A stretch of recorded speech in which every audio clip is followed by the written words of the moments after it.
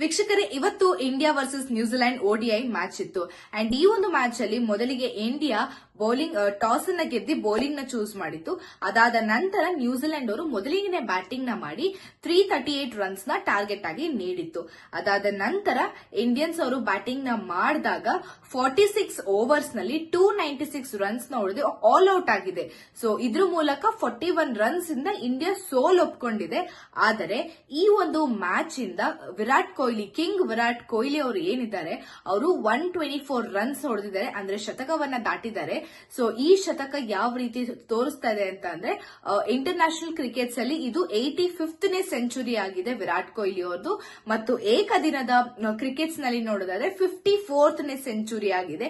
So ಈ ಒಂದು match ಸೋತಿರಬಹುದು, ಆದರೆ ವಿರಾಟ್ ಕೊಹ್ಲಿ ಅವರು ಸೆಂಚುರಿ ಹೊಡೆದಿರೋದ್ರಿಂದ ಈ ಮ್ಯಾಚ್ ಅಲ್ಲಿ ಒಂದ್ ಸ್ವಲ್ಪ ಖುಷಿಯನ್ನ ಕಾಣಬಹುದು ಅಂತಾನೆ ಹೇಳ್ಬೋದು. ಸೊ ಇನ್ನಷ್ಟು ಲೈವ್ ಅಪ್ಡೇಟ್ಸ್ ಗಳಿಗಾಗಿ ನೋಡ್ತಾ ಇರಿ ಸಾರ್ವಭೌಮ ಟಿವಿ.